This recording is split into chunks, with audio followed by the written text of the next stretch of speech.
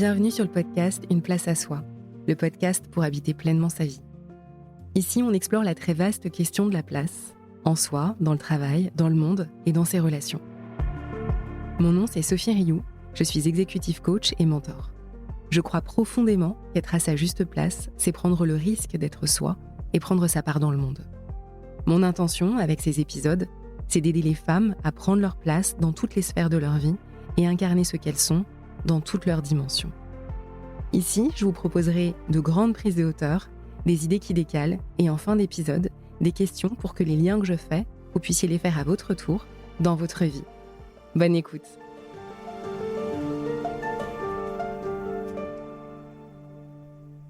Je dois vous dire que cet épisode tourne dans ma tête depuis un petit moment maintenant et que je ne sais pas trop par quelle boule prendre.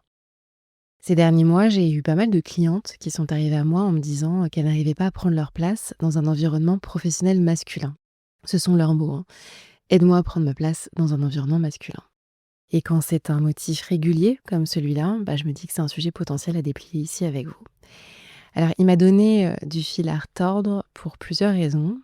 Déjà, c'est quoi un environnement masculin ? Est-ce que c'est un environnement professionnel où il y a une majorité d'hommes ? Ça voudrait dire que la somme des hommes au travail produirait une masse homogène et des comportements identiques. Si on reste dans la lecture de genre, ça peut désigner des comportements sexistes, allant du « ça va bien se passer à Pauline » au harcèlement sexuel, en passant par l'interruption, l'invisibilisation, les blagues sexualisées, les remarques sur l'apparence, les hétérostéréotypes, c'est-à-dire les stéréotypes qu'on a sur l'autre genre. Ici, ça ressemblerait à « les femmes sont plus empathiques », par exemple. Et l'empathie serait alors une caractéristique féminine par essence, ce qui revient à exclure les hommes qui sont empathiques et les femmes qui ne le sont pas particulièrement. L'inverse est vrai aussi, en parlant d'environnement masculin, on essentialise des comportements dits masculins, de paroles dominantes, de compétition, de distance émotionnelle, d'hégémonie dans la décision. Et selon moi, dès qu'on polarise, il y a un problème. Alors je sais qu'il y a de plus en plus d'hommes qui écoutent le podcast. Je peux aussi témoigner de ce que je vois en séance avec des clients hommes. Et je peux dire qu'un environnement masculin, ça ne veut pas dire grand-chose si on en reste là. Si ce n'est pas une question de genre, c'est peut-être plus subtil que ça. Ça pourrait être une question d'énergie au sens de Jung. Dès lors, comme chacun de nous a toutes ces énergies en soi, qu'on soit homme ou femme, c'est plus une question de genre, mais plus une question d'énergie émissive d'un côté et d'énergie réceptive de l'autre, mais j'y reviendrai. Et puis, je me suis demandé quelle avait été ma propre expérience de ça.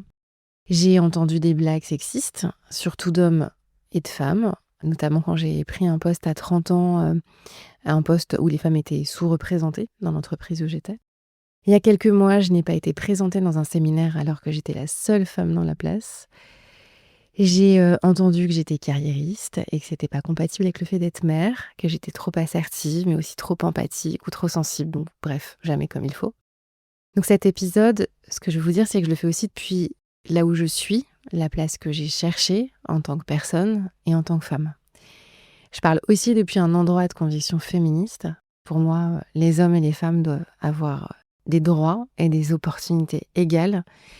Et fort de siècles où les femmes ont été cantonnées à l'espace privé, je crois vraiment fondamentalement qu'il y a de la confiance à mettre dans nos comportements à tous pour partager l'espace public et donc l'espace professionnel en créant les bonnes conditions pour tous. Si vous avez l'impression de devoir devenir quelqu'un d'autre pour prendre votre place au travail, si vous avez du mal à trouver votre place dans un environnement normé par des codes implicites comme la compétition, la verticalité, la distance émotionnelle, si vous avez l'impression d'être un vilain petit canard, que vous soyez femme ou homme, avec votre sensibilité, votre intuition, votre empathie, et que ces qualités sont perçues comme secondaires ou juste moins valorisées là où vous travaillez, alors vous êtes au bon endroit. Dans cet épisode, je vous propose 3 étapes.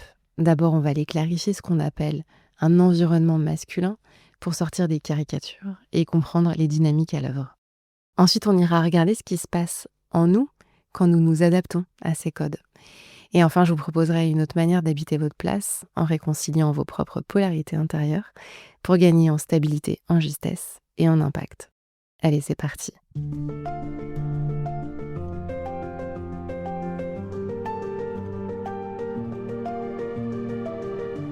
Alors, quand on parle d'environnement masculin, il y a un piège. C'est celui de l'essentialisme. L'essentialisme, c'est l'idée que certaines qualités seraient naturellement, intrinsèquement liées à un sexe. Les femmes seraient empathiques et les hommes seraient rationnels. Les femmes seraient coopératives, les hommes seraient compétitifs. Alors ça paraît anodin, mais l'essentialisme, c'est une manière finalement de figer les individus dans des cases.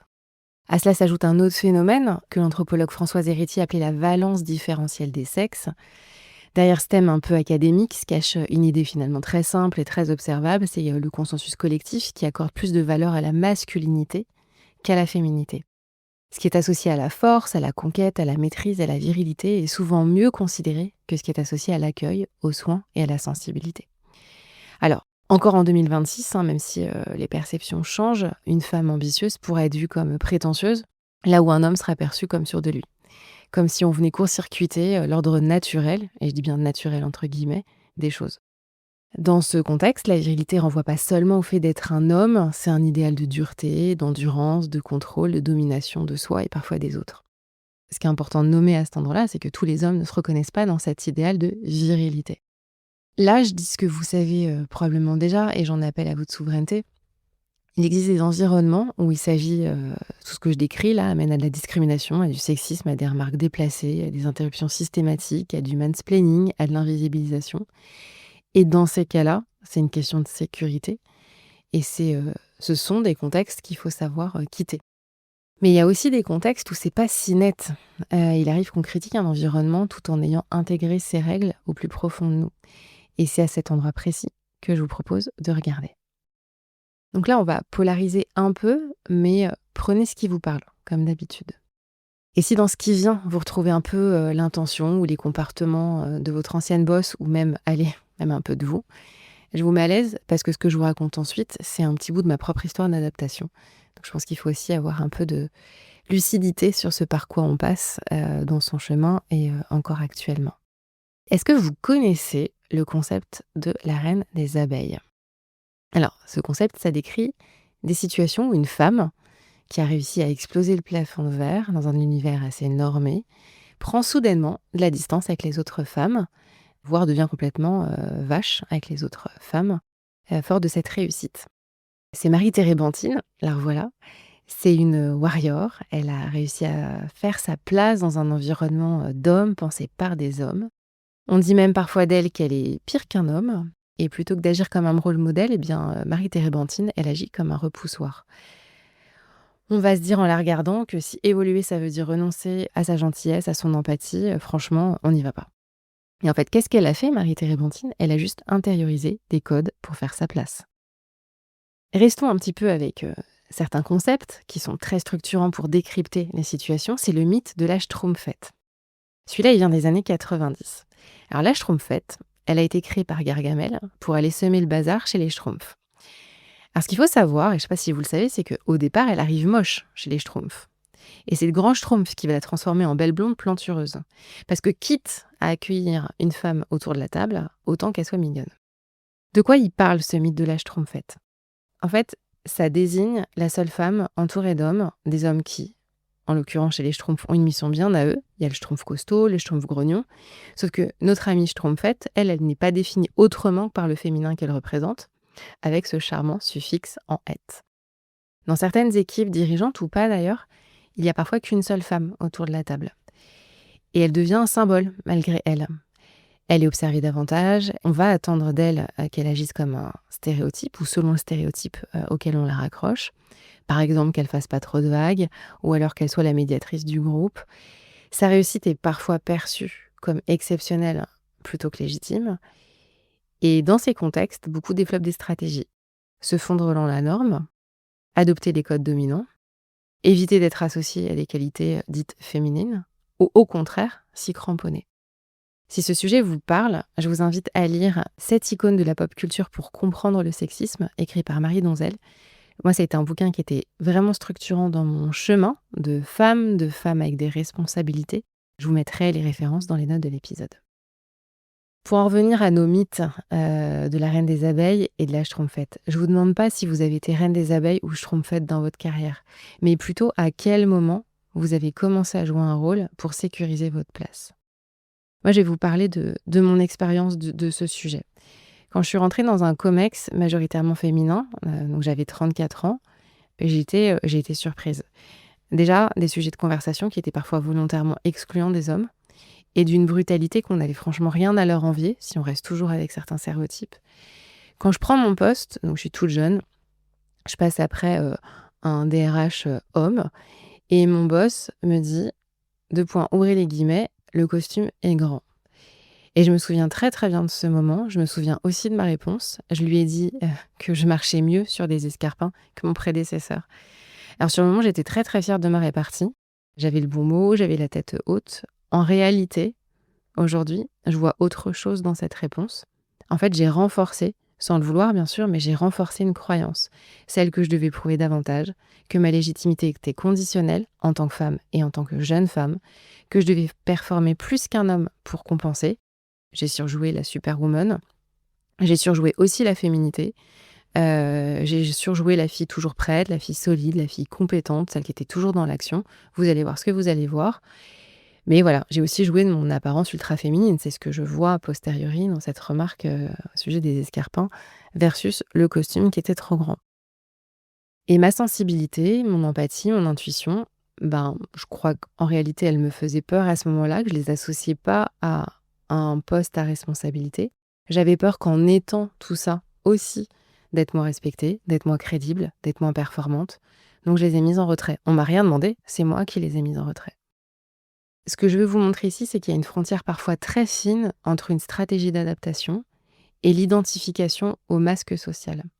Au départ, on joue un rôle pour entrer dans un système et parfois on se confond avec le rôle qu'on joue. Moi, je retrouve ça beaucoup chez les femmes que j'accompagne, ce syndrome de la reine des abeilles, ou le mythe de la schtroumpfette ou d'autres. Ouais, il y a vraiment l'idée d'être l'exception et de vouloir montrer qu'on mérite, se différencier des autres femmes aussi pour exister parfois. Faire sa place parmi les hommes, parfois avec des codes identiques, tout en encourageant finalement la perpétuation de ces codes qui finissent par être le problème de tous, joués par des hommes et joués par des femmes. Se fondre dans une perpétuelle norme pour évoluer, tout ça, ce sont ces stratégies qui sont intelligentes. Maintenant, là où je veux vous emmener dans cet épisode, c'est que la question pour nous, c'est à quel moment ces stratégies nous éloignent de nous-mêmes. Pour comprendre ce qui se joue plus profondément, j'aimerais vous proposer une autre image. Carl Jung, il parlait d'anima et d'animus, de masculin et de féminin intérieur. Alors ces mots, ils peuvent être utiles, ils peuvent aussi gêner, donc je vous propose une autre image qui est un peu plus ancienne, plus universelle, c'est celle du yin et du yang dans le taoïsme. Encore une fois, c'est pour aider à structurer les choses, voyez ce qui vous parle. Le yin et le yang ne sont pas des camps opposés, ce sont vraiment deux dynamiques qui sont complémentaires et qui sont en mouvement permanent. Si vous vous représentez le signe, il y a vraiment cette idée de mouvement. Le yang, c'est l'élan, c'est la projection, c'est la décision, c'est l'affirmation, la capacité à dire « voilà la direction ». Le yin, c'est la réceptivité, c'est l'écoute, la profondeur, c'est l'intuition aussi, c'est la capacité à sentir. Dans beaucoup d'environnements professionnels, le yang est très valorisé. On va valoriser le fait d'aller vite, de trancher, de conquérir, de produire. Et encore une fois, ces qualités sont hyper précieuses, elles permettent d'avancer, elles sont structurantes. Mais comme dans la nature, comme dans la vie, tout est question d'équilibre. Lorsque le yang prend toute la place, on agit beaucoup, mais on peut aussi écouter moins, on peut décider vite, mais on peut ajuster peu. À l'inverse, lorsque le yin domine sans appui, on peut passer son temps à douter et puis finalement retarder le moment du passage à l'action. Ce que je trouve intéressant avec cette image du yin et du yang, c'est que ça montre quelque chose d'essentiel, c'est que dans chaque énergie, il y a une trace de l'autre. C'est pour ça que le symbole a cette forme et qu'il y a une goutte de noir dans le blanc et une goutte de blanc dans le noir. En fait, aucune de ces forces, même dans la nature, n'existe à l'état pur. Ce qu'il faut voir, c'est qu'on porte tous et toutes ces deux énergies, ces deux dynamiques en nous. Donc tout le sujet, c'est d'équilibrer ces forces et de les mettre en dialogue. Et c'est exactement ce qui s'est joué pour Camille, une femme que j'ai accompagnée. Elle est arrivée en me disant « Aide-moi à trouver ma place dans un environnement masculin ». Quand elle arrive, elle se sent minoritaire, je dirais mathématiquement dans son organisation. Elle me parle de la galerie des participants sur Zoom et elle me dit « Mais en fait, c'est très simple, je suis la seule femme parmi une galerie de 20, 30 hommes ». Elle parle de Boys Club, elle est en colère. Elle me dit qu'elle se sent obligée de se battre pour être entendue et elle refuse fondamentalement de devenir comme eux, me dit-elle. Et dans son corps, entre ses sourcils, moi je perçois une tension qui est immense, dans ses mots, une dureté qui me semble protectrice. Et à mesure que nos séances avancent, je vois aussi une grande finesse d'analyse, un grand sens de l'observation vraiment remarquable. Elle a une intuition très juste des dynamiques d'équipe, de son équipe, mais aussi de l'environnement qui l'entoure. Sauf qu'en fait, là où elle est ennuyée, Camille, c'est que ce ne sont pas des compétences qui sont valorisées là où elle travaille. Ce qui fait que mécaniquement, elle va les sous-utiliser. Et en même temps, ça va la frustrer parce qu'elle n'est pas reconnue pour ce qu'elle sait faire de bien et elle sous-utilise quelque chose qu'elle fait avec brio. Et donc, qu'est-ce qu'elle fait Camille? C'est qu'elle attend d'être reconnue pour ce qu'elle fait de bien, mais ça n'arrive pas. Et ça nourrit la colère, donc c'est un cercle vicieux. Au départ, son énergie, elle est orientée contre. C'est la guerre, elle me dit, c'est la guerre. Progressivement, à mesure qu'on nomme à chaque fois cette dualité qui la traverse, qu'elle voit autour d'elle, mais qu'elle voit aussi à l'intérieur d'elle, eh bien, elle voit que ce qu'elle reproche aux hommes, dans la force, dans la domination, elle aussi, elle a de cette énergie en elle. Et en réponse, peut-être, mais elle voit qu'elle a cette énergie en elle aussi. Elle prend sa part, elle prend sa responsabilité déjà dans cette observation. Ensuite, on explore ces polarités, une fois qu'on les a vues et qu'on voit à peu près d'où elles viennent, sans se juger, parce qu'encore une fois, l'espace du coaching, c'est un espace de non-jugement. On fait avec ce qu'on est, on fait ce qu'on peut. On s'est mis à explorer ces polarités. Quand elle est en pleine sécurité, quand elle est dans une puissance juste, la question pour elle, ça a été « Ok, elle est où ton énergie d'affirmation? Elle est où ta capacité à décider sans t'excuser? Elle est où, Camille, ta capacité à poser une limite sans justification interminable?